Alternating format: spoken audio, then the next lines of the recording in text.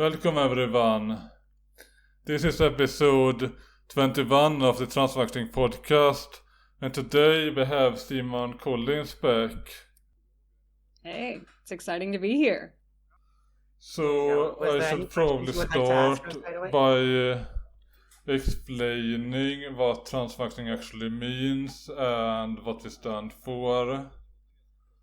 So the official definition of transmaxing is MTF, transition for personal gain, with the perception that being seen as a female will be advantageous for you compared to being seen as a male. So what this means is that for one, we are looking at transitioning for personal gain, not me personally but other people. And also we have this perception, or at least the ones who are transmaxing, that for them it will be advantageous if other people see them as a female. And this of course requires sort of pass to some extent. So it's not enough to merely like change your legal sex or whatever. You need to actually put effort into your transition to really get that benefit. Yeah, in fact, I'd say if you just self-identify and don't put in the effort, oftentimes you're just putting yourself in for more kinds of conflict because you're constantly trying to correct people, and it's definitely worse. You want to be able to pass. Yeah, when you pass, people are comfortable and you get the benefits of being female. When you don't pass, it's worse than being male in most cases because people get super uncomfortable. I have heard different things, like maybe in more supportive environments it might be better, but even then it's kind of fake because people are still not treating you like a female, they're treating you like a trans female. Yeah, and they may be supportive, but I think they're performatively supportive. I don't think they're really. I mean, unless they're super part of the community, I don't think you're going to get a majority of people that's super supportive. You may get a lot of people who act very supportive and are very nice, but also they're going to avoid the fuck out of you. You make them uncomfortable. That's just how it is. Because I think most people, even if they're super supportive of everything trans, they're afraid of getting in trouble for saying the wrong thing. And so it's just easier for them to not get involved at all. Just like a lot of people will sometimes avoid women because it's just too dangerous to get involved at all. And so yeah, you have to be careful about what you're signaling. And even if people are being nice, that's not necessarily a sign that you're doing it right. Because you might be missing out on a lot of people and interactions just because a lot of people are too afraid to interact. Yeah, absolutely. And another aspect is that many people who transition want to experience of it is to live as a female.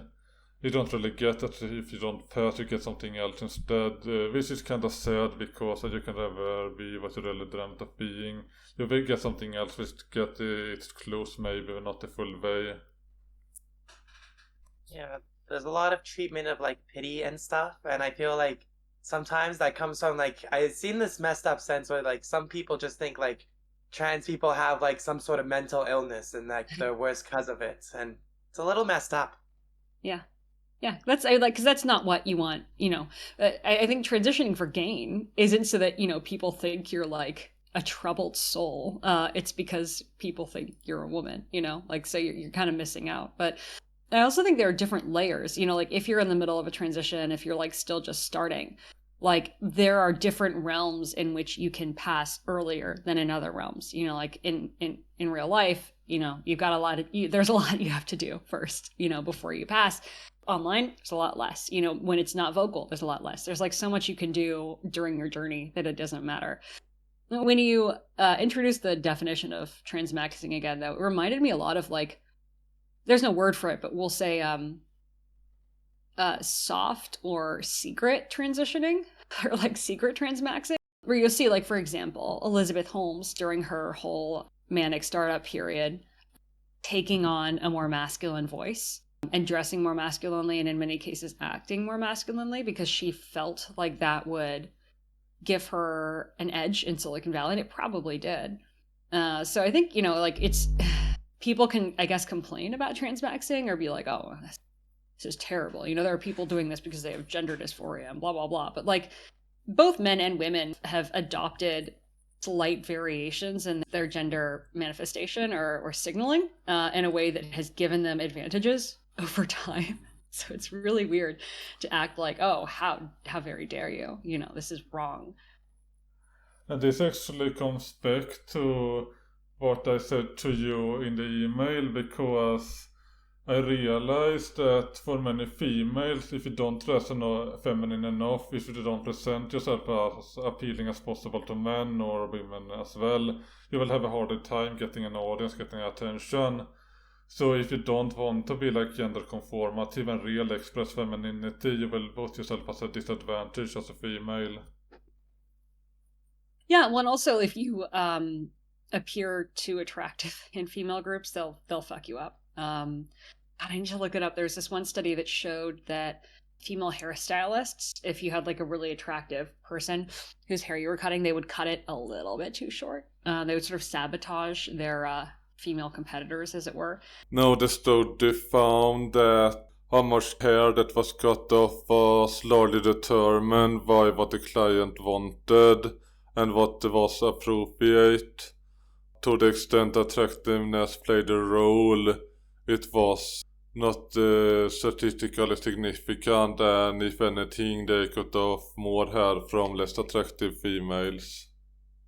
So, like, I don't know, there's so many different ways in which gender manifestation can backfire depending on the context, you know?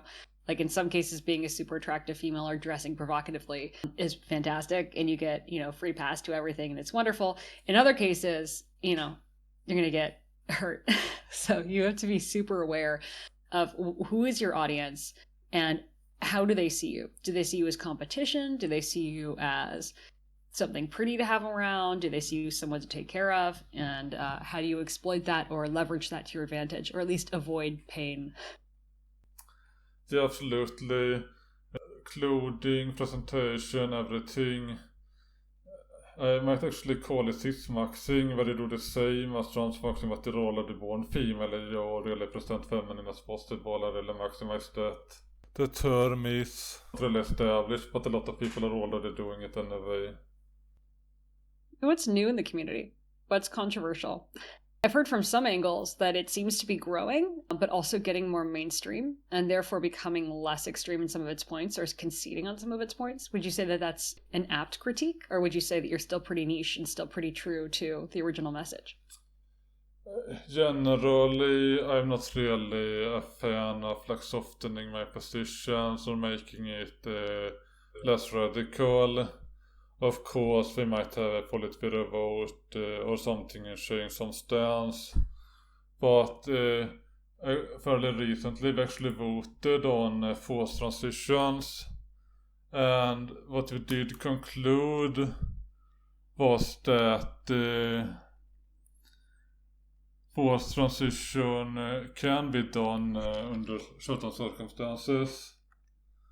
But are you referring to like in some Islamic nations where if a man says he's gay, they're like, okay, fine, just become a woman, that kind of thing? Or is it a different type of forced transition?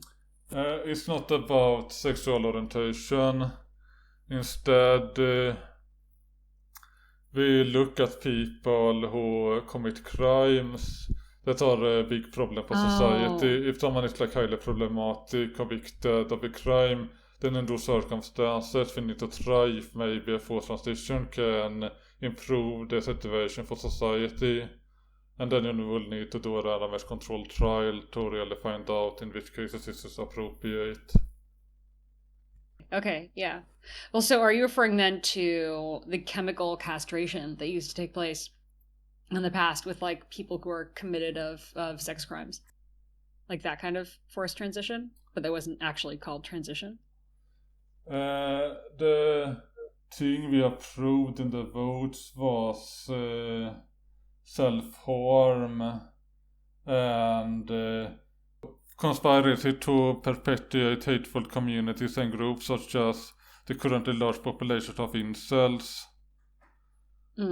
So we can have like Nazi cult, incel cults. It can also be like serious self-harm. If you, for example, try to commit suicide because you are incel, then maybe you need to be forcefully transitioned. But no, we're not exactly talking about actually chemically castrating them. We're talking more so about administering HRT. Yeah. So like really therapeutic HRT as an intervention for people who are extremely distressed. Yeah. Yeah, somewhat forced whether they want to or not. Yeah, kind of like how, when someone's suicidal, you can commit them whether or not they want to be. That kind of thing. Yeah, Yeah. but there is one difference here is that it requires conviction. So you cannot just be like vaguely determined as a danger to yourself or others. You need to actually commit a crime. But here is the crux is that this is not, however, the laws are currently written. So for example, you can, for example, make suicide attempt a crime that you can be punished for via forced treatment. For example, HRT. So it would need to be a known consequence of certain infractions, correct? Yeah. You cannot just Interesting say that concept. this person is like a danger because whatever, you need to have an actual infraction. Huh, super interesting. Yeah, I mean, dystopian, but interesting. And I mean, Malcolm and I have been talking recently about like a lot of the interventions in terms of like mental health problems, be it addiction or other things that have been shown to be really effective over time is extreme context switching.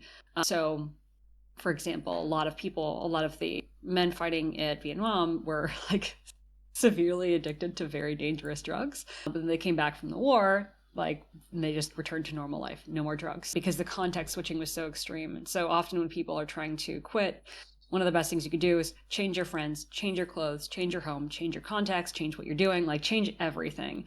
And what's interesting to us about transitioning is that you can do that. And also like the hormonal shifts are also like kind of like wiping out your brain, like causing a lot of really serious shifts. So whether or not, like, let's say someone says or thinks that their suffering is caused by gender dysphoria, then they transition and they feel better. Well, maybe it's because they had gender dysphoria. Maybe it's because they changed their context so much, their friends, their clothing, the way they look, the way they feel, like their hormonal shifts, that like it's just enough to jar them out of the problem in the first place. So this is like an intervention for crime is interesting. It's super dystopian, but we're not, we're not like anti-dystopian I will have people. to argue back this being dystopian, because if you look at the current laws for forced treatment, it's way more lax than what I am proposing now. So this would actually be a stricter criteria, because you will need an actual conviction. And this is also to rehabilitate people to society as well, so they can live a better life. I don't really see the problem here. Like, if you see that it has bad outcomes, then of course we have to reconsider. But also, like, one of the purposes with the punishment is that it has to be unpleasant to people. So if it is too pleasant, maybe it's not as good as a punishment. It's more about rehabilitation. But if it's like really unpleasant to be forcefully transitioned, then maybe it's more of a deterrent. But here the important thing is actually the perception. So if the criminal perceive it as very bad to transition, then it will work even if they later found out it was like enjoyable. Interesting. In what context do you think this would be used most effectively? It's very hard to speculate when they don't have the randomized controlled trials. Yeah. Maybe violent crimes like artbirds, it might be effective. It might actually also make people weaker, so even if they are the same level of criminality, because HRT made them slightly weaker, they are slightly less dangerous to other people anyway. I guess a low stakes way to look at that too would be to look at the correlation between high testosterone levels and crime, to kind of make a case for like, hey, maybe if we switch this around, things would be a little different. I remember trying to look into studies, and it was like very hard to find good data. But what we do know is that males are very much overrepresentative when it comes to criminality, antisocial behavior, like political cult, suicide bombings, like all that. Like both ordinary crimes, but also males or like political extremists that try to like overthrow the government is mostly males. So obviously there is a problem here that a lot of males on testosterone are doing bad things, and because they are doing those bad things you have to look at treatments for them. Yeah. So generally when it comes to fighting crimes, what we want is that for one, we want to have a deterrent effect. So people do not commit those bad actions in the first place. But also we want that people who have committed a crime can be rehabilitated instead of having to lock them up for like until they die or execute them. We want to make them productive citizens again. Yeah, exactly. If they're rehabilitated and then, they're actually living better lives than what they did before committing the crimes, that's Yeah. all around a great improvement compared to the prison system as it is right now. And also there is this restitution aspect as well. We want someone who has committed a crime to, if possible, rectify this in some way. For example, it can be having to pay like a fine, having to pay compensation to the victim, which often cannot really compensate, but at least it's something. So maybe they get something they have to like pay back, like every month something get taken out of their salary, and put towards the victims of their crime. Yeah, I also love the idea of prison colonies. If you're a danger in your main society, one, changing context significantly could probably be helpful, and two, like a society in which everyone's kind of on guard for each other could be an okay place to try turning a new leaf. Plus, prison colonies haven't always turned out so bad, so why not try it a little more? I think it'd be great. I love the idea of a prison colony. One day. Malcolm and I are super into city-states, and it's very annoying that most city-states we think are pretty poorly thought through. They're just sort of built around all these different ideals, and they're always in like the Caribbean or the Mediterranean where everyone wants to be, so it's pretty but dangerous that idea land. doesn't work because it only works if you have like a liberal order where nobody invades, but the moment it breaks down, city-states are kind of screwed over because they get invaded right away. So yeah, like if you have any resources or any geographical area that other people want, like you have no stability. You need to be somewhere where no one else wants to be, out of the way, and have something that makes you special. yeah, anyway, regarding incels, what I realized regarding incels is that the issue wasn't just them like being ugly. For the most part, if you look at the more extreme incels in various places, it's also that they are stuck in this very negative community that actually discourage self-improvement. And because of that community they are in, I don't think we can reach them with transmaxxing, even if they could pass. And even if they will benefit from transitioning, like as long as they are in their current communities, they're not going to transition for the most part because it goes against their ideology. Yeah. Plus, I mean, you have to be fairly privileged to have the time and the access to even go through it. I mean, this is a big investment. You need medication. You need access to certain doctors typically, unless you're like getting the medication independently. You need time to invest in all the research, practice, shifting. Like it's a lot. So also, see right now, like only relatively privileged people are able to even think about it. I mean, this is not exactly true. There are plenty of like low status people transitioning, and I think the issue might be that a big portion of the trans community don't really have access to like good leadership, so they wait years needlessly for HRT. But for example, I remember someone in the server, she was 16, was living in a transphobic area, not supportive parents. She still got injectable estradiol inundate anyway. In what nation? USA. Privileged. Yeah, maybe pretty much everyone it's in the US privileged in America, but on the other hand it was like otherwise bad position. And like I think what might be confirming here is that a lot of third world countries are very transphobic, more so than even fucking Florida. So like even if you can gain access to HRT somewhere in transphobic areas, it's still dangerous because they might kill you. So I'm not sure why, but maybe in the more wealthy areas it's better access to HRT and less dangerous, often all of legally. while poor countries, like even if you can gain access, is too legally dangerous to be worthwhile. But then you still have the option to maybe flee to some other areas or to some other countries. I don't think we should just give up on people like that. Yeah, I think a lot of it also depends on like government subsidized healthcare that would cover these things that you can go to without parental intervention. And of course, in the United States, that varies by state pretty significantly. But it's out there. A developed country, either like you have a family with a sufficient level of wealth, or you like often we see like younger people still under the care of their parents who have divorced parents have a lot more like easy time doing stuff like this. And yeah, if you're also in a nation with really good social support services, you're going to have a much easier time. I guess probably not in the UK right now, because just getting any sort of medical care is really difficult. But then there's all these online pharmacies where you can get the medication that you would need. You know, there's not like that much variation in terms of what you would want to supplement with. You can buy that stuff online pretty easily. Yeah, and it's actually pretty affordable online as well. I've noticed that my current medication in Canada and stuff, it's pretty damn expensive. Like yeah, $50, $70 a month. Like compared to like getting injectables where it's like $80 to $100 lasts an entire year. Yeah, when you get it from India or something, it makes a huge difference. Depending on where you live, you can get maybe HRT for $10 a month, injectables. This is very cheap, so it's not really a problem. Like even for minors in America with not supported parish in Florida, you can still get that if you do want to. Like it's some effort though. Like I can remember hearing the minor talk about all their hoops they had to jump through to get HRT, but eventually they got it anyway. I'm not sure if it was Florida.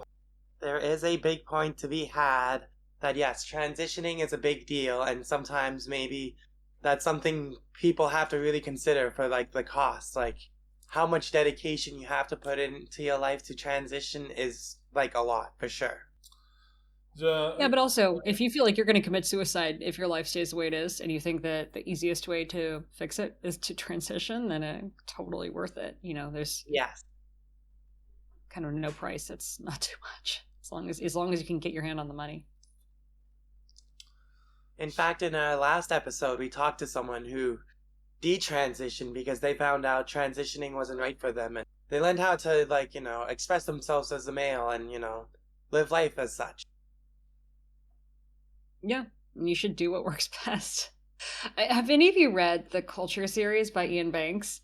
So it's like this far future post-scarcity society, like across space, that's mostly run by AI, and AI is super cool in this world, but the humans have great lives, and in this world, like obviously pretty much every biological problem has been resolved, and the people in this world, in this culture, will transition whenever they feel like it. So like if there's a period of their life where they're like, you know what, I'm going to be a guy for a while, like they transition and they have, well, you know what, I want to have a kid, and they transition to a female. They can get pregnant. And people, like the average person in this culture will change genders maybe 5 times in their lifetime. It makes a lot of sense to me, especially as people live longer, as we have more flexibility. Like I could see a lot of people just transitioning and like shifting back and forth based on different periods of their lives, based on different life period moods that they have, things they want to get done. I would love a world like that. It makes a lot of sense. Also, when you look at like studies have demonstrated behaviors, like what gender people choose as their avatar, both men and women are not that on average attached to their gender. And probably if a lot of people woke up in another gender, they'd be like, I don't know. So I also feel like people aren't that married to a particular gender, and that people probably would therefore switch a lot more if it were easy, if it were especially like seamless and costless. I think a big appeal is, as you say, being able to just switch, just to experience it. And I've seen it in anime, for example, Ranma Half and Kemper both has switching back and forth. And it's definitely appealing. Unfortunately, I've not really seen it done super well in terms of fiction. It's pretty hard, maybe tough to execute a good story out of it, but it will be possible.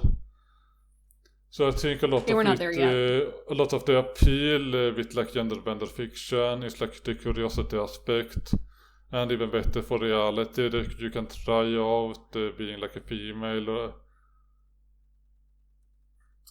Well, people already do it in video games, or to a certain extent online. You can just adopt, an identity of a different gender, which people, I mean, like both men and women, at this point, like multiple generations of men and women have done this from childhood, just like assuming a username and an identity online, on forums, anywhere else that is not their birth sex or gender. But like someday we're gonna get the tech that makes it really easy, and I think people are just gonna do it, and it's finally, then it's not gonna be a big deal. But People aren't gonna give a shit anymore. When you think about it, maybe the ideal isn't male or female, maybe something else, and we need to have more fantasy. So for example, why do you have the choice between like the typical like male body and the typical female body? And I think here, Transmaxxing does a better job than other communities because we actually promote the advantages of that third option, which is sometimes called Gmail. Because what we realized was that the current SRS options are outright terrible. And of course I heard claims sometimes that maybe some doctor is like, okay, but I haven't seen evidence yet. But if you then realize that maybe you don't need these surgeries, the transition is a lot easier. But when we looked up how men and women felt about vaginas, man, they're controversial body parts. Both men and women are like typically much more cool with penises than they are with vaginas. And vaginas are very much like love it or hate it. And there are lots of men who are aroused by penises. This is why futanari is a thing. And they can identify as totally straight, but they'll still be aroused by penises. This is like listen to Jewish Marxism. Jewish Marxism? What does Jewish Marxism have to do with futanari? Maybe it's referring to the cultural Marxism, which is basically everything that is good with society. Like, girl dick? Yeah, that's like cultural Marxism, Jewish, like don't you know? It's good stuff. We need to like more Jewishness here. You'll have lost me, but I will just repeat that vaginas are not as popular as people think they are. They are very polarizing. So, Yeah, leave it at that. Wouldn't go for them. Maybe Malcolm is like a secret like agent for someone pushing like this transgender ideology. We never know. I don't know. I definitely agree with the feeling that vaginas just seem unpleasant to look at. Not just look at. Smell. Feel. I've never been near one, so I can't confirm anything else. Yeah, just keep it that way, man. Like, really, this is just like, oh, God.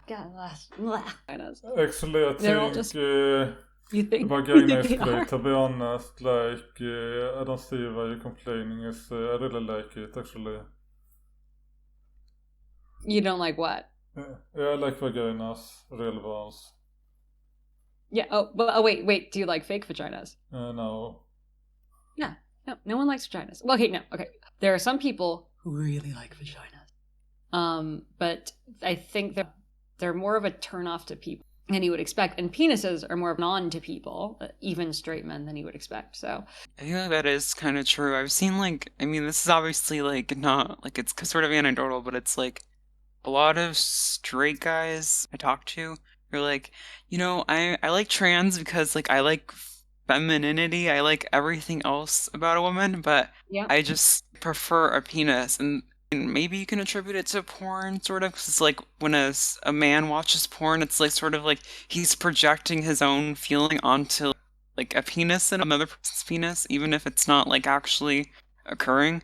And so I feel like a lot of straight men or straight identifying men do sort of like a penis and are attracted to that. Yeah, so I'm looking at we have like from the research we did for the Pragmatist Guide to Sexuality, we asked men and women like how aversive or arousing is this thing to you, and we asked about the side of a penis and we asked about the side of a vagina. Of the female audience, 31% gave the maximum negative like disgust response to vaginas. Which is pretty significant. For men, it's not that crazy. It's like it was 1%, but only 70% found them super arousing. And for men who responded to our survey, 7% of men, and vast minority of the men filling out this survey identified as gay found penises super arousing. 8% found them somewhat arousing. 2% found them neutral. And only 66% found them like a super big turnoff penises. I mean, to me, that's pretty significant. While 31% of women find the sight of a vagina to be highly aversive, only 5% of women found the sight of a penis to be highly aversive. So it's really clear that vaginas are much more of a turnoff than penises are. Was that just like self-reporting? Because I Yeah, that's know self-reporting. with some of these studies, they actually like use a phallometry where they like where they have actually like like a little thing on your dick, or they have like a thing on your vagina, and they try to look at yeah, like blood flow and stuff. Yeah. Yeah, we because then I obviously feel didn't do like that. That would cost a lot more. oh, this was something that you organized or Yeah, Closetly to like do a big survey of people. We paid to fill this out. But yeah, no, we didn't like. And this jives with other research that we've Yeah. seen that is peer reviewed, that is properly done, that in some cases uses those physical measures rather than just reported responses. And I think you can also just look at porn, to earlier points, right? Like when you look at porn, you don't really see a lot of vaginas. You see a lot of penises. You see a ton of penises on women, on men. You see them everywhere. Vaginas, like, honestly, I don't really see them a lot. Like, at all. I think another aspect to that is I've had guys tell me that, like, I guess, like, a reason as to why some of them seek out trans women is that for most people, you get aroused by giving another person pleasure. So if the other person is aroused or turned on, that also, makes you feel good as well. Whereas, like, with a woman, obviously there's indicators when a woman is aroused, but I feel like it's a lot easier to fake. This is where you have the whole insecurity for men where they're like, did she fake it, that orgasm? Is that real? Is she actually like experiencing it as much as I am? Whereas like if you see like an erect penis, okay, this person's obviously enjoying it. Yeah. So it takes out that guesswork. Well, I think it's a lot harder. Like working your way around a vagina, figuring out like where is their clitoris, what kind of stimulation works for them. Like that I could never. Like that sounds like such a hassle. Like what a chore. Like a pretty significant percentage of women can't even orgasm through like penis and vagina intercourse. Yes, it's like, like, and this is why there are plenty of friends of ours, and like I myself, are like, we look at some trans women and we're like, fuck, we can't compete. Like we literally can't compete. They are smarter, they are prettier, and they have dicks. Like, so, I mean, in many ways, like, you get an edge if you can really pull it off. Pulling it off is hard.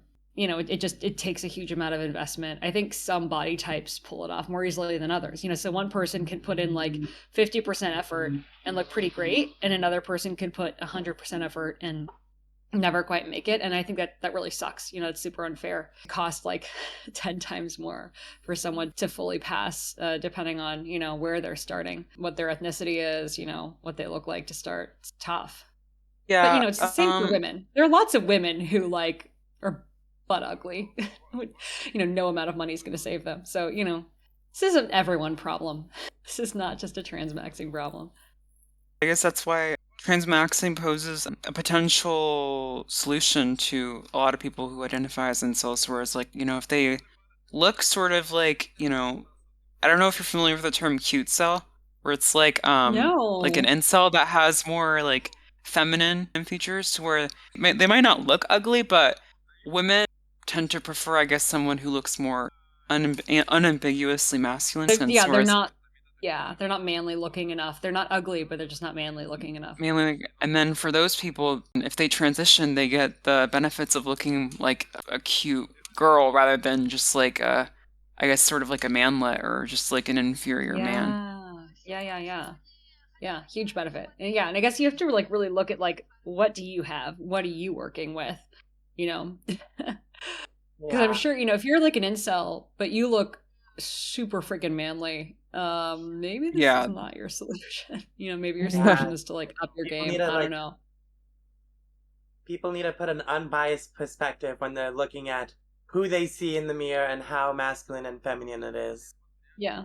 Just to give a better guideline of like how much effort may be needed to transition fully. Yeah. Even for people who experience gender dysphoria, this could be a big thing because 10 years, like, That's like an uphill struggle for some still because, they're just starting at such a horrible point. Yeah, totally. Yeah, I think a lot of life is like that, though. We talk a lot about relationships on our podcast, Based Camp, and like sometimes we get emails from people who are like, man, I just can't find someone for this and this and this reason. And, like maybe that's just not a game everyone's supposed to play. Maybe you're going to be better off alone. Like, because given your unique situation, you're probably not going to find someone your criteria, like the kind of partner you want is so high quality, they're going to be so rare, and you're willing to put in only so much time to find them. Like, you're probably not, that you would waste your life if you played that game. Find a game you can win. And I mean, that should be how it is for people's career choices, for their gender expression choice, for their relationship choice. Like, if it looks like the game is rigged against you, don't freaking play it. Find something else to care about. There are lots of different games you can play in life. This is not your side quest. Oh, this brings me into something really important. There is a lot of males who can attract some females, but not females they actually want. And in that case, you're no better off than just being full incels, because if you're not attracted or don't want anyone who is interested in you, then it doesn't really help you. Like, sure, you might get some validation, but that's about it. I mean, I think that there's a reason to transition independent of sex. Totally. Like, there are many benefits, depending on your life situation, what you want, etc., to just looking female, depending on what matters to you. There's so much shit that I got to do in life that people born male wouldn't get away with. I could totally get why. Because, I mean, I grew up totally asexual. I did not give a shit about any of this, but I definitely got a lot of cheat codes, easy modes, like, etc. Like, someone described being female as being on, like, I think Malcolm described it to me, maybe he heard it from somewhere else, as being female, like playing on demo Easy mode or mode. training mode. Yeah. Oh. It's just like literally like training mode. Like, you're not even, the game isn't even happening. But that's also kind of like, women throughout history. It's not like they've done anything. They've literally just been in training mode, demo mode the whole That's time. not fully accurate. It's certainly lower bar, lower minimum, but if you want to achieve something, I think one big challenge a lot of females have, even dating, is that sure they can find some male, but maybe not something they want, so they have to settle for less, which makes them frustrated. I think the big problem for women in the dating market, if women want to get married, and I'm not the best person to talk with about this because I did not want to get married, super stoked about living alone forever. But when you find the right person, everyone has a price, and Malcolm is just that freaking awesome. But the biggest problem is, on dating markets now, like basically 20% of the most like physically attractive men are getting 80% of the women. So a lazy 8 is going to slum it with a 4, with a 3, when he doesn't want to put a lot of effort into sleeping with someone that night. And then that makes the 3 assume that for marriage, she can get an 8, and she's wrong. And then, of course, she also doesn't decide to settle down until she is, maybe in her late 20s, early 30s, at which point she's even lower value on the sexual marketplace. So there are tons of even women who are like 8s, 7s, who are not, like even 9s, quite frankly, who are not able to get partners because typically they're not really getting serious about dating until they're 33, 34. And then all the men who would fit their criteria are, frankly, they wouldn't want to date a woman who's already kind of set in her ways, who thinks she's a really big deal, when they could get a woman who's a 9 or a 10 or an 8, who's 20 and who's a lot more flexible and a lot more willing to change her life to accommodate his lifestyle. So I think that's really what's going on with women, and women are super screwed. I think the nice thing for men on the sexual marketplace is that at least in general, they don't see this huge drop off in sexual market value when they are in their 30s, even their early 40s. They have like just a lot more choice. So it gets easier for them. Like, if I were going through life, I would much rather have things on hard mode when I was younger and on easy mode when I was older. But doesn't make it suck less when you're a male in your 20s and you want to get banged. A bigger thing when it comes to it is males, they need more of the status built up through the years of accumulation. Totally. And I think with women, like, it's not exactly they hit a wall. I think they just hit a new fetish market. And some women have to, like, accept that maybe they can't get the Chad that they want, but they can get someone who's still a very good partner. Oh, but the problem is their expectations are completely screwed. So they're unwilling to do that. They're unwilling to budge. They still think that they can get the Chad, and they can't. Yeah. In fact, in many cases, they never could, even when they were at their peak value in youth. So that's really tough.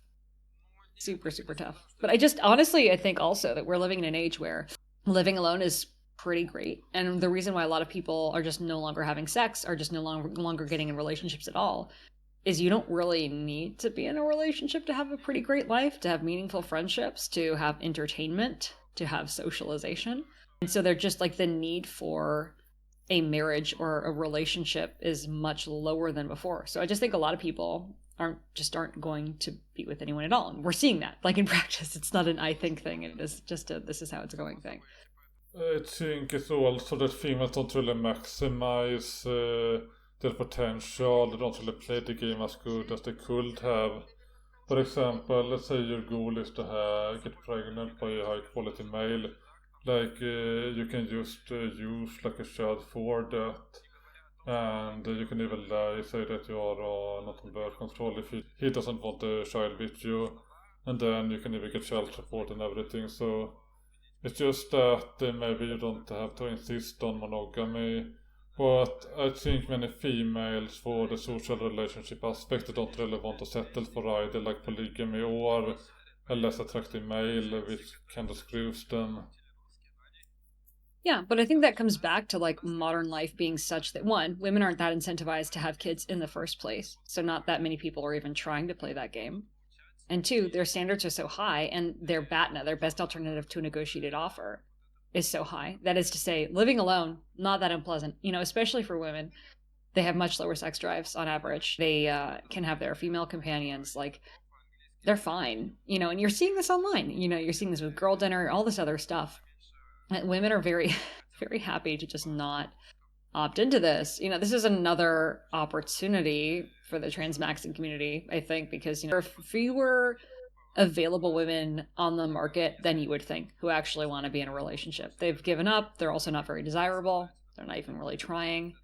They're not even really passing as women in many cases. So, like, the opportunity's there. But their standards are just so high, they basically aren't dating as a result. Yeah. Exactly. Yeah. The number of women who are actually available, like, because they're not delusional, is incredibly low. Well, but do you think, like, I was reading a statistic that showed that, like, some young women actually make more than some young men. So could it be possible that, like, it's not so much that they have, like, irrationally high standards, it's just that as labor has shifted from physical-based labor that men had an advantage in to intellectual-based labor where the advantage may slim, men are now competing with women economically.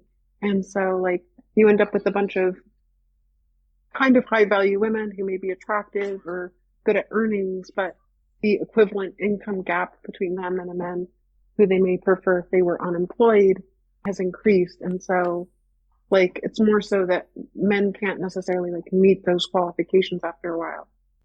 Right. That, I mean, it's very unusual for a woman to be comfortable dating a man who is of lower social class or earning level than her. But yeah, women are getting college degrees at higher rates. They're therefore getting, high paid knowledge worker jobs at higher rates. Of course, men are still better at negotiating higher wages. And also men are not taking huge gaps off to have kids and just check out of the workforce to raise kids. I think if there were different societal standards in terms of like women being comfortable marrying people who were of like slightly different social classes or different social realms, who had like trade degrees, maybe made more than them, but didn't go to college, stuff like that. You could see really different standards. Also, like, stay-at-home dads. There's more of them than ever now because of those economic forces, but also that takes a certain level of maturity and like self-awareness of like, oh yeah, this is actually really awesome, and kind of going against societal norms, which is not something the average person is able to do. So it's still pretty unusual. You're totally right, though. Yeah, it's definitely getting harder and harder for males to live up to the societal standards, because it's supposed to be like attractive, you're supposed to be work and to be successful. But also, if you're too aggressively masculine, you get into trouble. But if you're too feminine, you might become unattracted to a lot of females. or there is this like game you have to play. For example, there are plenty of serial killers and criminals who as males get a lot of female attention, but they are in jail, so it's like useless for them. So if Yeah. you go too far in that direction, like even if you become like attractive because you're too violent and masculine or whatever, it doesn't really help you. But you just have to maybe assume that masculinity maxing is like legitimate. You have to like become masculine enough to attract women, but not too masculine so you get killed or whatever. Yeah, there's like a fine line in like almost all of, like the characteristics where you want where you have to try too hard, but you have to make it look like you're just like too cool instead. Yeah. I don't know. It doesn't seem like a game that's easy to win. Like today, it's much easier to find really effective ways to win as a woman because also like so many women have just stopped trying than it is to try to find ways to win as a man. Like when I like close my eyes and try to imagine how I would game the world as a man, much harder. I don't even want to think about it, really. Whereas there are just so many cheat codes for women. Yeah, and I think here is why transmaxing is appealing to people, because with transmaxing we have a clear path forward. Because even, for example, you might need FFS. Yeah, sure, it is expensive, but you have a path for it. But let's say, for example, instead you're a male and you struggle, you might even have gender dysphoria, and you have like AGP as well, and then you're trying to like date and like be successful, you're kind of screwed in a lot of times. Where do you think the concept or community of transmaxing is going to be in 10 years? How do you think it's going to be different than it is now?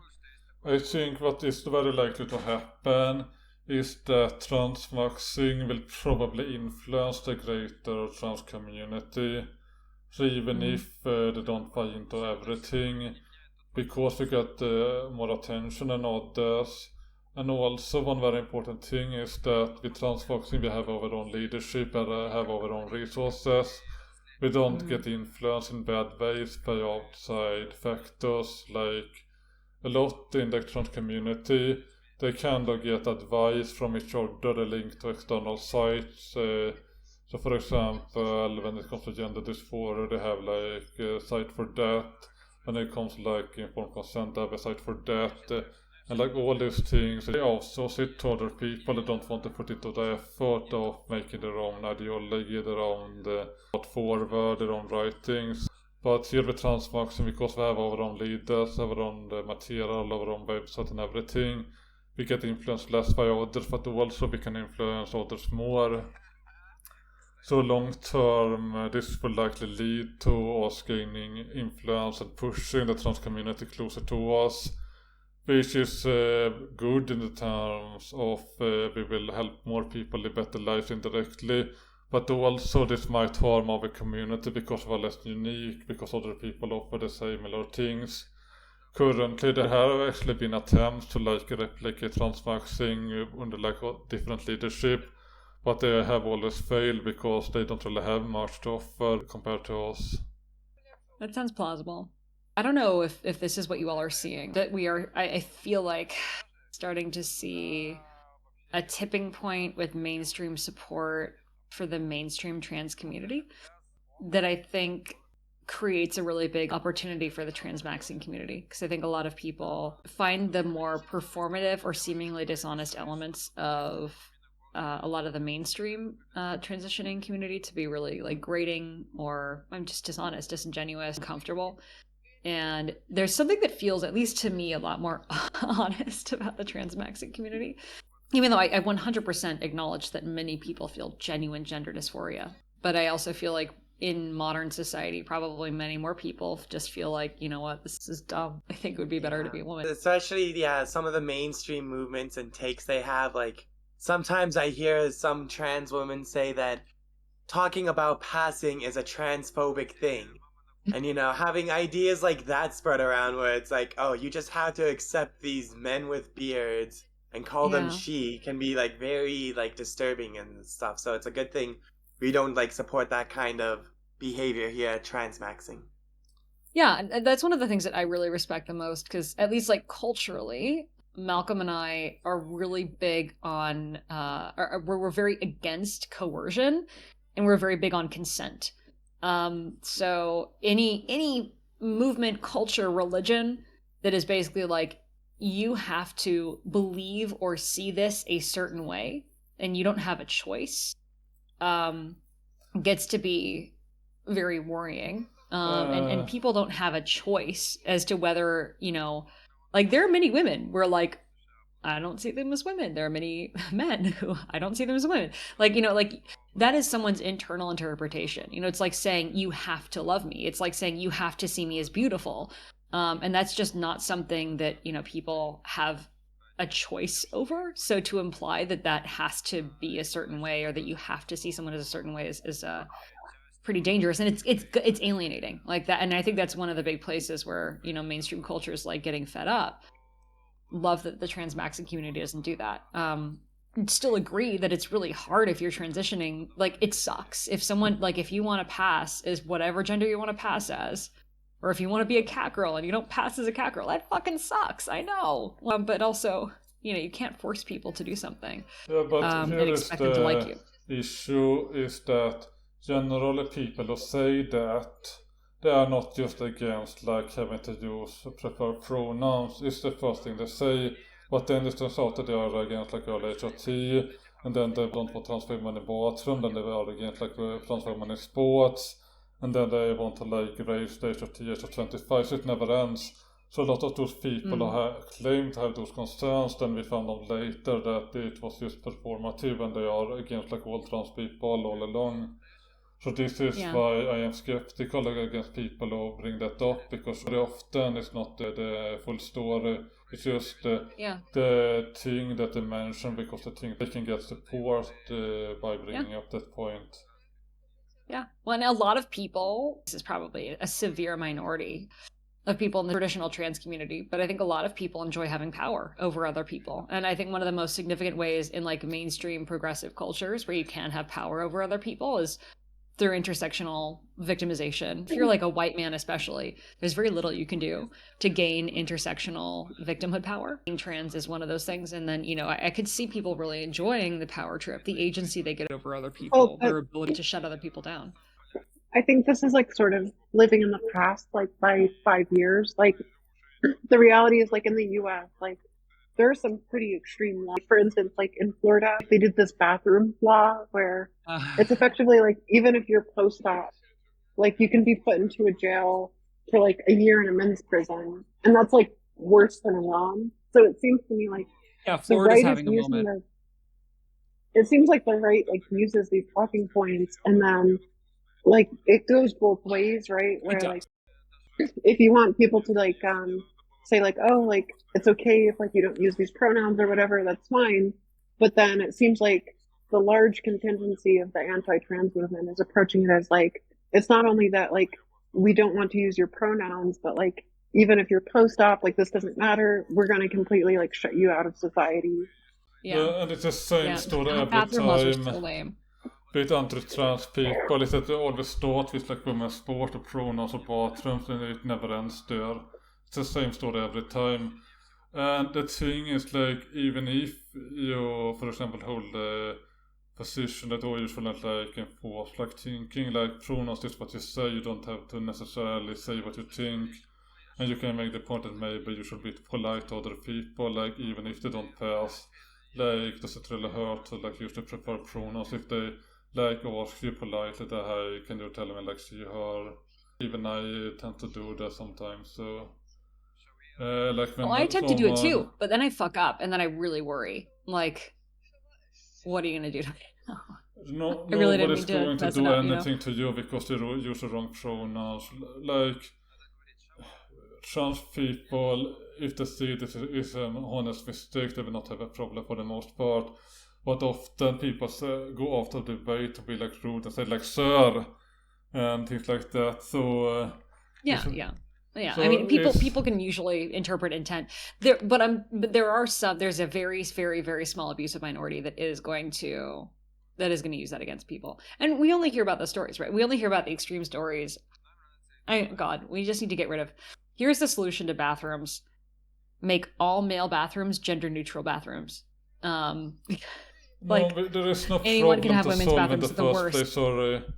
Like, It works just fine. Just to take the bathroom, it is like closed to have you look at whatever, who cares? It's a problem to solve.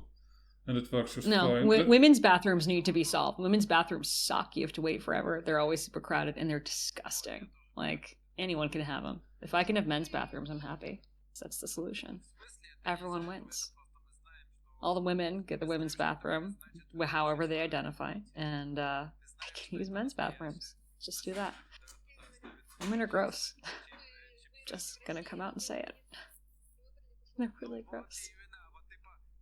I'm not sorry. But you're right. I think the point that, like, actually the backlash against trans now is well underway. That maybe 5 years ago was peak trans support. It's very real, and I think coming into the next US election, it's going to get worse. The reason for this backlash isn't because of trans people trying to push too far. The reason is that we have very aggressive Christian conservatives and transphobes and TERFs being very active and pushing very hard against it, and now we're seeing the result from that. But for example in Europe we don't really have that problem, and also in Europe we have hate speech laws, so here you can actually get into trouble for spreading transphobia, and this is obviously the solution to the problem, because if there can be real consequences to pushing this garbage, then people will respect it and not do it. It actually works. Like it's the same, for example, with Holocaust denial. Like if you upload that, you don't really have the problem anymore. No, there's no problem with like having limitations and regulation of speech. Just don't be a fucking transphobe and do this horrible stuff. I don't see what people are so much against it. Like the issue here is that, like, if you commit so much to liberalism, you can just screw over trans people, because let's let our political opponents spread hate against trans people, and then 5 years later we see the results. But if you throw them in jail, give them like giant fines, then you don't really hear from them anymore. You don't even hear them complain about being censored, because they are actually censored for real. My impression, and I'm curious to hear a refutation of this, is that actually, like, we'll say unusual gender manifestation now made to be a way, way, way bigger deal than it was in the past. In the past, like we'll say medieval period, 1700s, there are plenty of examples of men dressing and often acting as women on multiple levels of society. No issue. Just like, it was there, people didn't really talk about it. It was just like, okay, yeah, sure, whatever. And I mean, obviously there are places where people were killed for shit like that, but you know, there are plenty of places in Europe where, like, especially in like among lower classes, in like brothel areas, there were plenty of men who were dressing as women, working as sex workers. And then of course you had like even really famous high class people, like the brother of King Louis XIV, who was pretty gender fluid, and everyone just like, it's what he did. They didn't like make a big deal about it. They were like, yeah, sometimes he just dresses in fabulous dresses. So I don't know, like, do you get the impression that like now it's just been turned into an arbitrary flashpoint, or do you feel like it has always been a very contentious issue? One big factor here that is the big elephant in the room is feminism, because we have this TERF moment who don't want to have any kind of compromise. And the issue here is that at the core of feminism, you don't really want to have any gender standards. But if you don't have any gender standards, then you have to resort to something innate. And the only clear path forward is to look at your birth sex and intersex people. You can just screw them over like in the past, and still to some extent they're doing these intersex mutilation surgeries. And this is like the third solution to the intersex problem, by the way, if you haven't figured that out yet. So you can just like operate people, like mutilate them and turn them into whatever, and then you have like a sex binary after that, and then you are raised in that binary and no transition at all. And then you solve the problem. You have like, you're stuck in that, and you don't have any like gender norms, so that you have to conform to. You're like female regardless or male regardless, and no expectation of doing anything. And this is the like end point of TERF ideology. Like no intersex people really. Like you can be born intersex, but then you are quickly like corrected, quote unquote, to like arbitrarily via some like quack doctor. And the then if you have like gender dysphoria, like at best you might be able to transition, but then you still have the same rights as other so-called males. But you're not really male, but they don't care about that. So obviously this will be like very bad for society, and it wouldn't really solve anything besides like making some feminists happy, but this is what they are pushing for. And of course the gender liberation will be only for people like born in the female category, like the males will still be like subject to a lot of regulations. I think like part of the issue is that like TERFs are like a very small portion of the population, but they get amplified a lot. Like if you look at the articles on trans people, like 90% of it comes from like 5 different sources. It's like the Daily Mail, the Daily Telegraph, etc., the National Review. And so like all of these places are owned by like Rupert Murdoch. And it seems like kind of interesting that like if this was like an authentic complaint about like American acceptance of trans people, then it shouldn't also be appearing in like Australia, the United Kingdom, Germany, etc. Like it seems like there are far less like trans people than would warrant attention, and like in a lot of places where like they're publishing these articles, you know, it's like the non-binary movement or whatever that might have some traction in America is pretty much non-existent. But you'll still see like this backlash. So I think it's a convenient culture war issue because like most people don't know a trans person. So if you say like, oh, keep like men out of women's bathrooms or something, like you're not thinking of like, oh, there's like passing trans women who maybe post-op, and like these people will effectively be like shunned out of society, and like the constant like fear it puts them in is just like not something that the media will cover. They'll amplify like the most extreme minorities because it suits like a narrative of like a few people in media. Yeah, I agree. I think also a really big problem with like trans issues that people end up being exposed to is the bad toupee problem, right? Where like the only toupee you notice is a really shitty toupee. It's like the same thing with like, you know, the only like issue with a trans person that you're going to notice in media is like, you know, a really shitty trans person or someone who's lying about being trans and like, you know, using it in a really malicious way. So all the people passing, all the people, you know, maybe not passing, but being like super cool and okay about it, like no one's talking about them. But you know, a couple colorful stories obviously are going to get tons of attention. A lot of that's just a problem with the way the media cycle works and newspapers make money. Yeah, a lot of media noticed want to push sensationalism, and this made it hard to deal with journalists because I noticed that a lot of them were like dishonest with us, like trying to say that we just want your perspective or whatever. There was even a journalist I talked to them and recorded an article, so they didn't want us to publish the recording for some reason because I don't even know why. Yeah, I mean, journalists are not, they used to be. They're also not very careful checking sources anymore. They're pretty lazy. Even if they have a really skewed agenda, they often won't even do the work to find the stuff that serves their skewed agenda. So, yeah, I wouldn't say it's necessarily their fault. If all of their income is driven by their ability to drive clicks, which are really heavily driven by outrage, you know, saying something nice, being like, oh, transmaxers are these super reasonable, nice people who are just trying to improve people's lives. Like, that's not gonna drive clicks.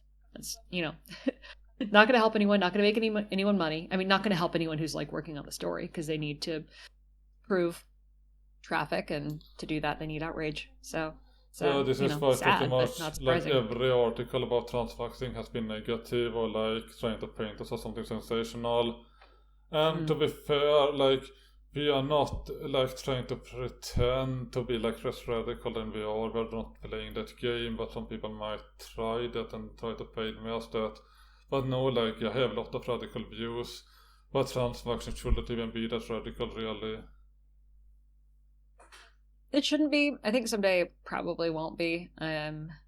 But yeah, the media is not incentivized to paint that picture. So how it's gonna be, it's okay. It's not like what Malcolm and I have noticed in terms of media coverage and the way that things play out is the average person is not an idiot. Like I guess a lot of people assume. When they see skewed coverage, they often can see right through it. And typically negative coverage that we get on causes that we really care about, like pronatalism, demographic collapse, education reform, are much better for our causes. That is to say, they drive more supporters to our causes than any positive press coverage we can get. So I think as long as the coverage that you get for a movement is honest in what it's playing up, the people who see it, because frankly it's being shared out of outrage, are going to be like, oh yeah, actually I agree. It's kind of like with Trump. A lot of things that he said really freaked out the media. The media published it and shared it, and it got shared a lot by very anti-Trump readers because they found it outrageous. But then these words would fall upon the average person's ears and they would like totally agree. Like Trump calling certain nations in Africa shitty countries. Media published that. How fucking dare he? This is so horrible. A lot of people shared that. Oh my God, I can't believe he said that. And then a lot of people read that and they're like, well, I mean, they are shitty countries. And a lot of people in those countries are like, it's just kind of a shitty country. So like, I think when the thing that you're being accused of is at least true, it's not really going to hurt you. And it may lead to more people learning about the movement than you would expect. So if one of your big concerns is, man, like there's a lot of people who'd really benefit from this, but because of their culture, because of their community, they're never going to learn about this. Getting some hit pieces might actually reach those people and show them that there's an option.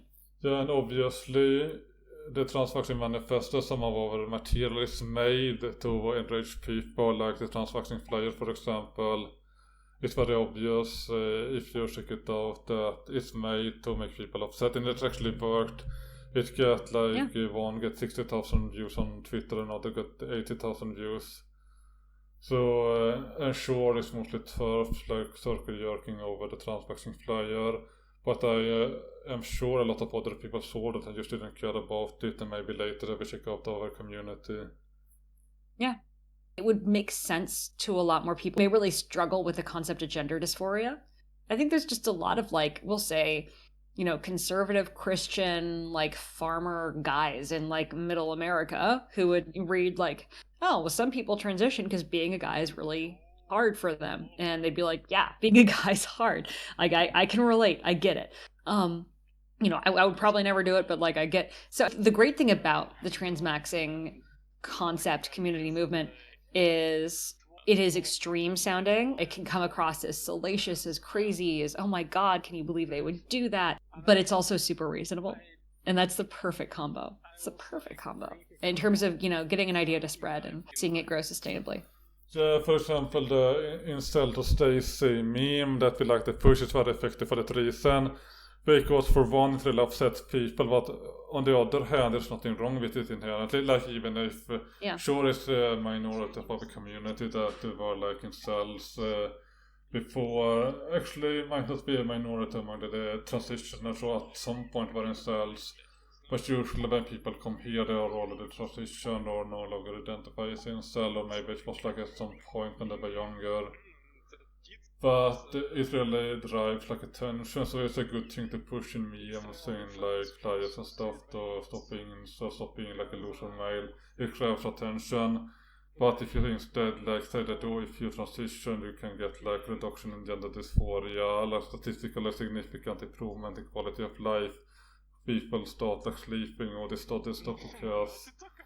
Which is a bit unfortunate, but you kind of need to play this game. We don't need to grab attention in ways. And they always try to grab attention in ways that are not incorrect. So, for example, in Stealth to Stage, even if it is 10% of the community, still some truth to it, and it grabs attention. And then you can show other benefits as well. And this is a big reason why I started Transmaxxing. I wanted to push some other benefits besides just reduction of gender dysphoria, because everyone already knows that if you transition you can reduce dysphoria, or at least most people realize that. There are some deniers out there, but obviously it works. But this is not really worth discussing. What's the more interesting topic is the other implications from it, the social implications, the sexual implications. And there are studies looking at that, but people might not focus on that and or know about it. But there are multiple studies, more than you think, that actually look at sexual function before and after transitioning, and they find benefits as well. what would you advise? Like, let's say you are a parent, you have a kid who is seriously considering transitioning, either because they feel like they have dysphoria or because they just feel like they'd be better off a different gender. What advice would you give to them? For one, I will not all puberty blockers or like anti-androgens if they are born male. And I will also demand that the banks firm first, and also like maybe donate it if possible. They wanted to preserve fertility, and also maybe not the transition before puberty, also maybe give it maybe a year or two on the normal natural puberty before they start the hormones. And then of course I will also advise them that you shouldn't like commit too hard to it if you don't feel like you benefit from it. If you don't like the change, you stop right away. Don't consider, you don't have to like socially transition right away. But I'm not sure about that. Maybe to a younger it makes more sense to like girl mode early before hormones in the other order. Because you can actually pause right away without hormones if you're young enough a lot of the time. So maybe the That's super advice reasonable. like start at your tier first and then girl mode. This makes more sense for older people, but if you're younger and can like pause right away, then there's no point in like waiting for HRT. You might try the girl mode right away and see if it is for them. I will also like explain some of the limitations with transitioning, that it works for some things but not others. For example, you cannot get pregnant after HRT, which is kind of frustrating because it changes so much of the body, even like with regard to fertility, but and the brain and everything, but it doesn't give you a vagina that works. Well, hopefully artificial wombs will start picking up pretty soon. So, I think more people will have options to have kids in creative ways. So, yeah, I mean, the process of getting pregnant is not really, something that I think. I don't know, actually. So let's see.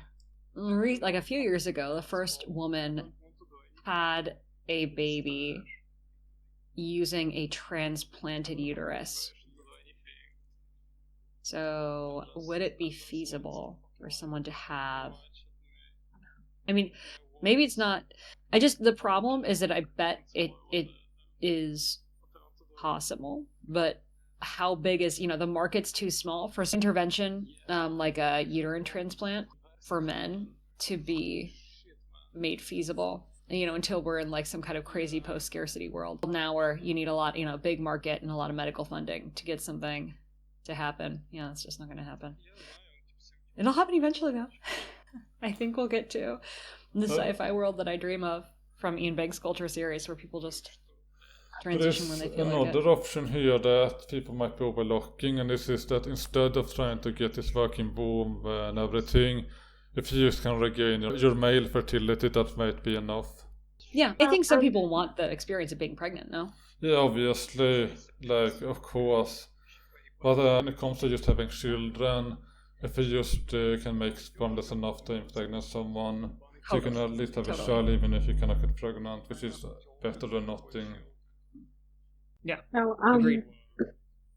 I wanted to ask because, like, I looked a bit into like UTX, but it seems like it doesn't fully port over the female reproductive system, just the uterus itself. So there's also like fallopian tubes and stuff like that.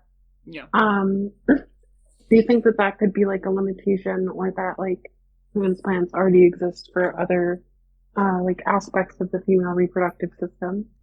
Yeah, I've never heard of like fallopian tube transfer, but what I think would happen when this is first implemented is we're going to see IVG technology and vitro gametogenesis technology used to do IVF with an artificial womb. So a transition woman who gets a uterine transplant would then use skin cells, etc., to create an embryo, which would then be transferred to her implanted uterus, and then she would carry the pregnancy that way. And she would probably have to use a lot of exogenous hormones throughout the pregnancy. Now, I don't know how much is actually generated by the ovaries, for example, like during pregnancy. Yeah, I'm not sure, but I mean, I think it's feasible, but you need both IVG and a successful uterine transplant to a natal male body. which there's a lot of things going on there. And IVG is not the perfect solution that we had originally thought it was, because it looks like a lot of the cells that are used to create embryos have experienced more degradation than like real sperm and egg cells, which causes trouble. So you might, for example, like if this man were to receive a natal male who's now a female were to receive a womb transferred, it might need to be sperm that was banked before transition combined with a donor egg for that to be really feasible. But again, like that still would enable this person to carry to term, in theory, probably they need a C-section. Because it would be easier to like not have a vaginal canal connected to this transferred uterus, just have it like kind of closed off at the bottom. I don't know. But then, yeah, to carry to term a baby, that'd be really interesting. It'd be impossible for them to actually push a baby out of the canal because the male like pelvis it's a lot smaller than like the female pelvis, because the female pelvis obviously it can accommodate the size of a freaking baby's head. Some can. When I tried to vaginally deliver my first kid, they said started HRT likely. Yeah, like my hips didn't seem to be wide enough when they like tried to get me to deliver vaginally. Like you don't want to know. Like, first off, do you really want to push a baby out there? Second off, do you know that one thing that they do is shove their hands up there? Fucking hurts. And then like when I had a nurse shoved up my vagina with her hand, feeling around to see like where the baby's head was, she was like, shit, your hips feel too narrow. I don't know how the baby's going to get out when they get a C-section. So not even every woman's hips are wide enough. Like, you know, this would need to be a C-section. But, like the delivery part, first off, like, ugh. But second off, pregnancy is a 9-month process that is really interesting and cool. And like you would get 99.9% of the experience being pregnant if you were able to just get a, like, we'll say closed off uterus transferred, you know, not one that like was attached to a vaginal canal. It'd be super interesting. Would love to see that happen someday. Feels like there's a lot of mechanisms that they'd have to like put into place. When a woman's pregnant, there's like a hormone fluctuation. There's a whole like symphony of things going on in the background. And a just, placenta like, has to carrying a grow. I don't baby. know how like the placenta would work out. It would be a lot. Like, it just doesn't seem like it'd happen in our lifetime. I guess. Yeah, no, definitely not in our lifetime. Definitely not in our lifetime. Artificial wombs, maybe. But yeah, uterus inside a natal man's body. No, definitely not. I have to run and get our kids. Babysitting's up. It was really good to hang out with all of you. I really enjoyed this, and hope to see you again at some point. But thanks very much for letting me join in. This was great. Yeah, well, have a good weekend, everyone. Good to see you, and hopefully we'll talk again soon. Yeah. I kind of liked her better than Malcolm. Malcolm was talking way too much. Make sure to like and subscribe. Yeah. Okay, this marks the end of episode 21 of the Transmaxxing podcast. Have a nice day, everyone.